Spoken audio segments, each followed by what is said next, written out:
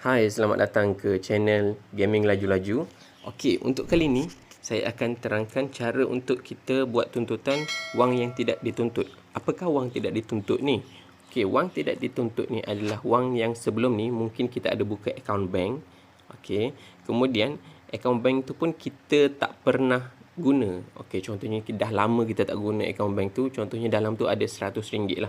Lepas tu kita dah lama tak guna akaun bank tu, kemudian bank akan menutuplah akaun kita tu dan 100 tu akan masuk ke dalam sistem wang tidak dituntut.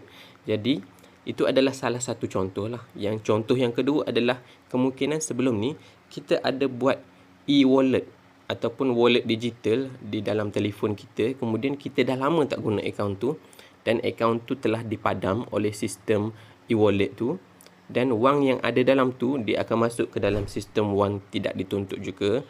Okey, jadi dalam tu contohnya tadi kita ada akaun bank 100, dalam e-wallet kita ada 50. Jadi wang dalam akaun wang tidak dituntut kita tu ada 150.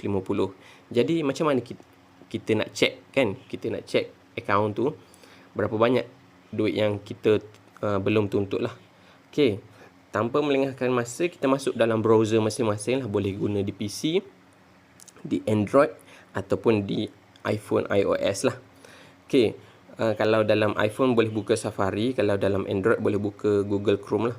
Okey, apabila kita dah buka Google Chrome ni, kita lihat dalam Google, kita search di Google e-Gumis. Okey, e-Gumis ni untuk wang tidak dituntut. Okey, apabila kita dah masuk e-Gumis, kita buka egumis.anm.gov.my yang paling atas ni. Apabila kita buat carian e-Gumis, dia akan keluar terus dekat paling atas. Okey, apabila keluar macam ni, kita boleh tekan butang semakan. Okey, yang ni semakan, carian rekod wang tidak dituntut. WTD tu adalah wang tidak dituntut lah. Okey, apabila kita tekan butang yang atas sebelah kanan ni, yang butang garis 3 sebelah kanan atas, okey, boleh tengok ni. Kemudian kita tekan dekat bahagian semakan. Okey, apabila tekan bahagian semakan, kita ada dua option yang baru muncul dekat bawah tu, nampak tu? Pendaftaran ataupun log masuk. Kalau kita belum daftar, kita boleh tekan pendaftaran. Maafkan saya, kita tekan butang semakan dan tekan butang pendaftaran. Okey, apabila kita belum daftar, kita perlu daftarlah dulu. Nama penuh, isi nombor IC kita, nombor kad pengenalan baru, kemudian email, nama pengguna ni ID yang kita akan guna untuk login nanti.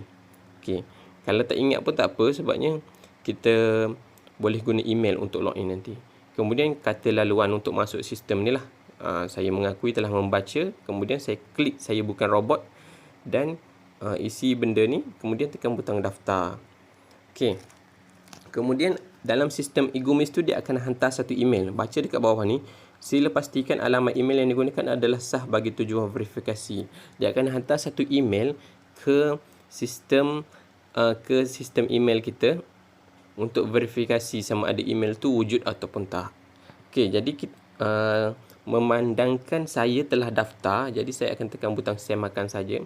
Ni butang semakan dan saya akan log masuk saja. Okey, dekat sini saya akan daftar menggunakan nama pengguna saya. Okey, saya ingat nama pengguna saya. Kalau tak ingat, pastikan anda semua tulislah. Okey, jadi dekat sini saya blur dululah ya.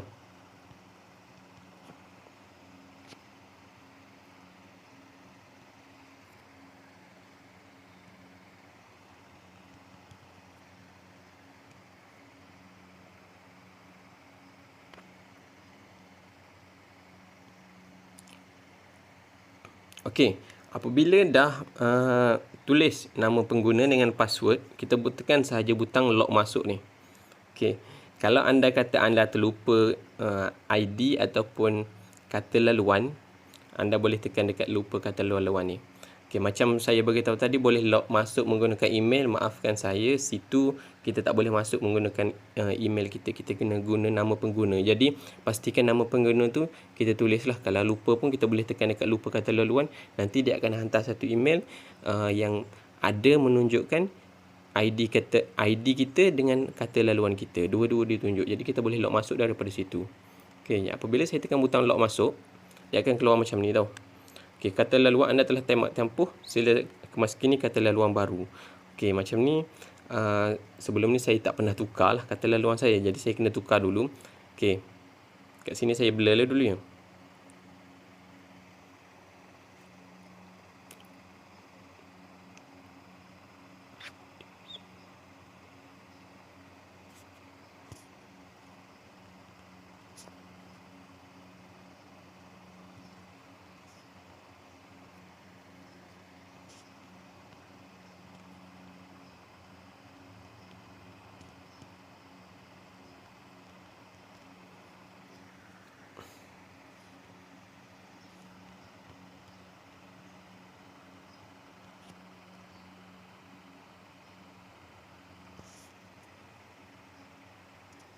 Okey, saya dah tukar kata laluan saya ni.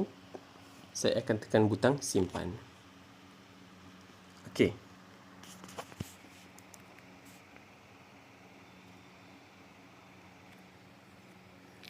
Okey, apabila anda login ke akaun eGumis ni, dia akan keluar macam ni lah. Dia akan keluar paparan seperti ni. Maklumat wang tidak dituntut yang terdapat dalam eGumis adalah maklumat wang tidak dituntut yang lengkap dengan nama empunya serta nombor kad pengenalan lah. Empunya wang tidak dituntut sahaja. Sekiranya tiada wang tidak dituntut dapat dikesan melalui sistem ini, empunya boleh hadir kaunter JANM untuk semakan lanjut. Okey. Yang ni adalah yang sistem dia lah. Okey. Dekat atas sekali ni kalau kita nak buat semakan, kita tekan sahaja klik sini untuk carian wang tidak dituntut. Sebelum tu saya bagi amaran lah. Untuk sistem eGumis ni, dia boleh buat 2 semakan nombor kad pengenalan sahaja pada dalam masa 1 hari. Contohnya hari ni, hari Ahad contohnya. Okey, jadi anda boleh buat 2 semakan sahaja. Mungkin anda dengan nombor IC seorang lagi. Lepas tu untuk semakan IC yang ketiga, anda perlu buat esok hari Isnin. Sebabnya dia tak boleh buat lebih daripada 2 carian sehari. Jadi kita tekan saja butang klik di sini untuk carian wang tidak dituntut. Dekat bahagian atas ni nombor pengenalan, anda masukkan nombor IC yang anda ingin gunakan yang untuk buat carian tu lah. Jadi dekat sini saya akan masukkan nombor IC.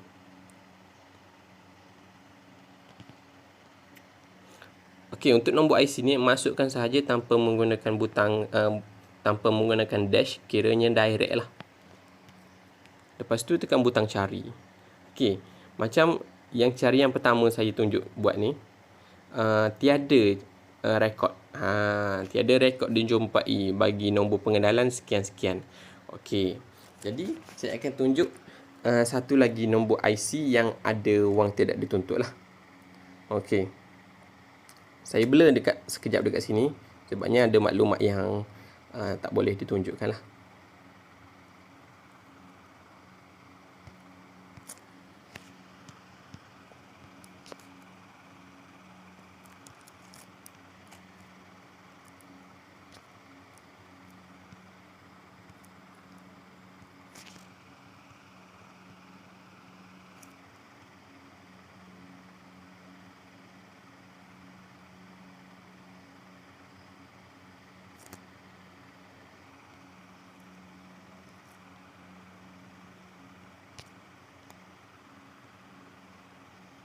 Okey. Okey, untuk sekarang ni saya telah masukkan nombor kad pengenalan yang ada wang tidak dituntut. Okey, saya tahulah sebab sebelum ni saya pernah cek. Jadi dekat sini saya nak tunjuk contoh sajalah. Okey, kita buat carian. Okey.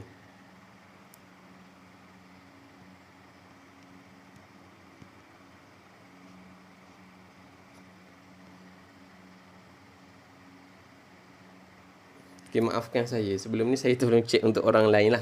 Okey, apabila saya tolong cek untuk orang lain, saya bagi tahu dia yang dia ada sebanyak-banyak ni wang tidak dituntut. Okey, nanti saya tunjuk contoh sekejap lagi. Jadi dekat sini apabila saya buat carian memang dia dah claim lah wang tu. Okey, apabila dia dah claim, dalam rekod yang terbaru kiranya tak ada lah. Okey, apabila rekod yang saya semak hari ni memang tak ada sebabnya dia dah buat tuntutan. Jadi apabila dia dah buat tuntutan tu, memang kita tak dapat untuk tengok lagi lah wang tidak dituntut dia tu. Okey, sebabnya memang duit tu pun dah masuk dalam akaun dia kan. Apabila dah masuk, jadi kita tak dapat rekod. Tengoklah rekod. Tapi screenshot rekod lama tu ada. Nanti saya tunjukkan. Okey. Dalam WhatsApp tu lah. Okey, jadi apabila anda telah buat carian sebanyak 2 kali, dia akan keluar error yang macam atas ni. Carian maklumat wang tidak dituntut telah melebihi had yang dibenarkan. Had carian yang dibenarkan adalah 2 carian sehari. Okey, jadi anda tak dapat tengok lagi lah untuk rekod orang lain. Jadi kena tunggu esoknya. Okey, jadi macam saya beritahu tadi, saya akan tunjukkan contoh screenshot yang wang tidak dituntut. Sebab sebelum ni saya pernah screenshot dan bagi kepada owner IC ni. Sebab dia minta tolong saya untuk check. Dia pun dah claim. Okey, jadi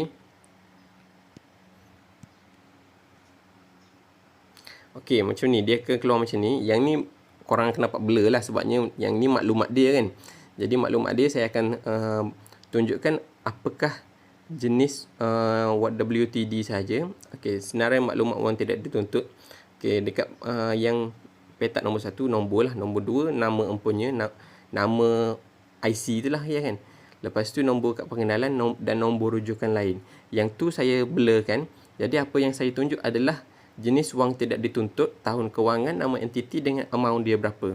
Okey, jadi saya akan zoomkan supaya lebih nampak. Yang belah kanan ni memang korang tak nampak lah sekarang ni. Jadi okey, yang ni lebih nampak sekarang ni. Okey, untuk yang ni korang boleh tengoklah sebelah kanan ni, sebelah kiri, jenis WTD, jenis wang tidak dituntut. Macam yang paling atas, akaun simpanan, tahun kewangan dia 2022, nama entiti Bank Pertanian Malaysia. Okey, amount dia RM100. Yang ni amount dia yang tidak dituntut ada RM100 lah. Okey, contohnya korang boleh lihat nombor 4 ni lah, daripada tahun 2018, gaji, bonus, komisen dan royalty daripada MW. Yang ni mungkin dia pernah masuk MW kan. Jadi dia ada bonus ke, gaji ke, komisen ataupun royalty yang dia tak ambil sebelum ni. Jadi amount dia RM17. Okay, kalau korang tengok dekat sini, total jumlah dia RM250.21. Okay, apabila dia dah ada amount ni, dia boleh buat permohonan untuk tuntutan. Jadi cara nak buat tuntutan tu, anda tekan sahaja butang sebelah kiri. Sekejap saya tunjukkan ya. Yang ni contoh lah saya tunjuk. Okey, kita masuk balik ke Google Chrome.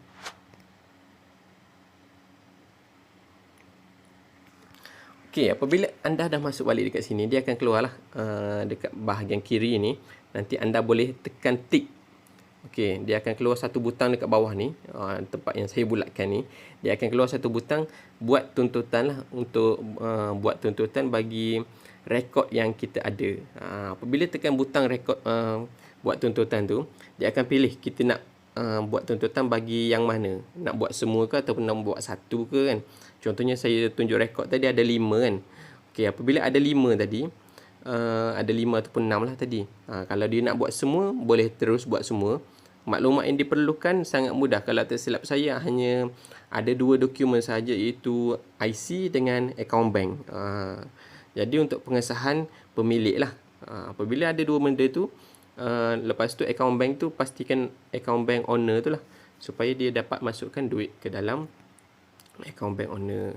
Okey, saya rasa yang tu sahaja tutorial bagi membuat semakan wang tidak dituntut.